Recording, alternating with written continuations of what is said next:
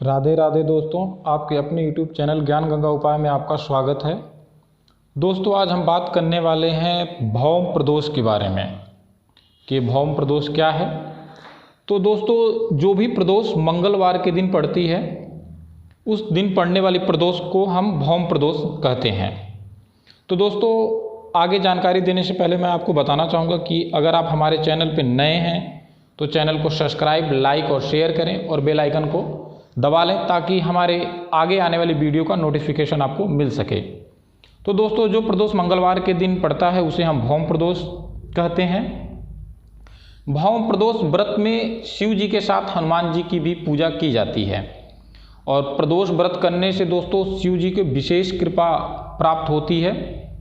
और भौम प्रदोष में शिव जी के साथ साथ हनुमान जी की भी कृपा प्राप्त होती है, क्योंकि मंगलवार का प्रदोष है तो हनुमान जी की भी कृपा इसके साथ आपको मिलती है। मंगलवार के प्रदोष की मान्यता है कि इस दिन प्रदोष व्रत कथा पढ़ने या सुनने वालों के सारे संकट दूर हो जाते हैं।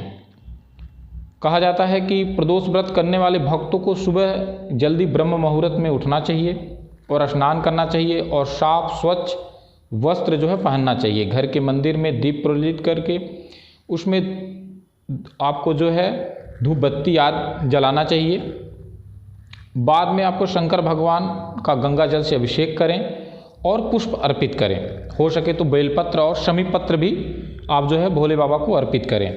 मंगलवार की जो प्रदोष होती है दोस्तों, वो रोग से मुक्ति देती है।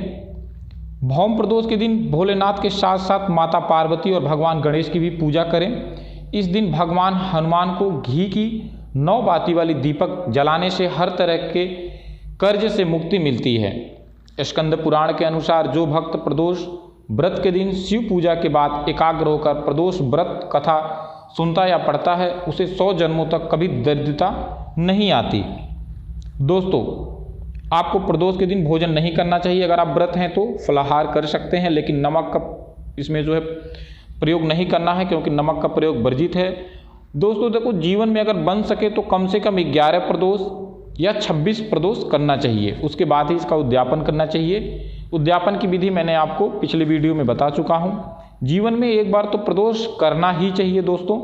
अगर आपसे प्रदोष व्रत नहीं कर पा रहे हैं तो प्रदोष के दिन, प्रदोष काल में, जो कि प्रदोष काल सूर्यास्त होने से कुछ मिनट 45 मिनट पहले प्रदोष काल पड़ता है, उस समय आप शिव जी पर जल और 5 बेलपत्री जो है वो आपको शिव जी पे अर्पित करना चाहिए। दोस्तों, मैं आपको भौम प्रदोष यानी मंगलवार के दिन पड़ने वाली प्रदोष का जो है कथा मैं आपको सुना देता हूँ। एक नगर में एक वृद्धा रहती थी। उनका एक ही पुत्र था। वृद्धा की हनुमान जी पर गहरी आस्था थी। वह प्रत्येक मंगलवार को नियम पूर्वक व्रत रखकर हनुमान जी की आराधना करती थी। एक बार हनुमान जी ने उनकी श्रद्धा की परीक्षा लेने की सोची।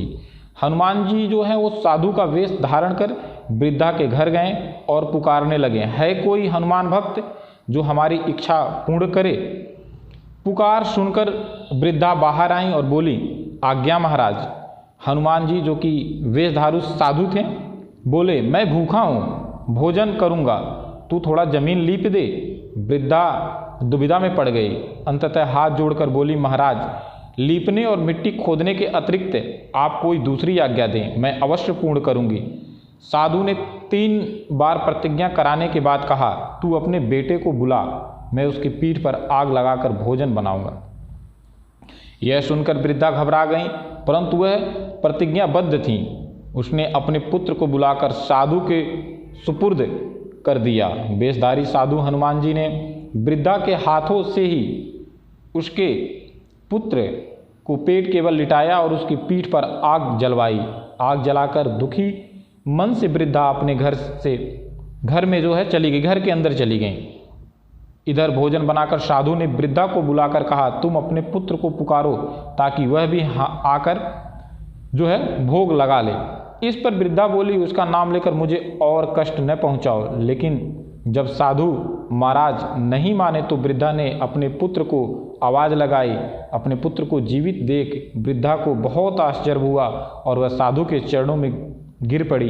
हनुमान जी अपने वास्तविक रूप में प्रकट हुए और वृद्धा को भक्ति का आशीर्वाद दिया। तो दोस्तों, ये रहा जो है मंगलवार के प्रदोष का व्रत कथा। दोस्तों मंगलवार के प्रदोष में जो कि शिव जी हैं वो काशी में निवास करते हैं और मंगलवार की जो प्रदोष है रोग से मुक्ति देती है।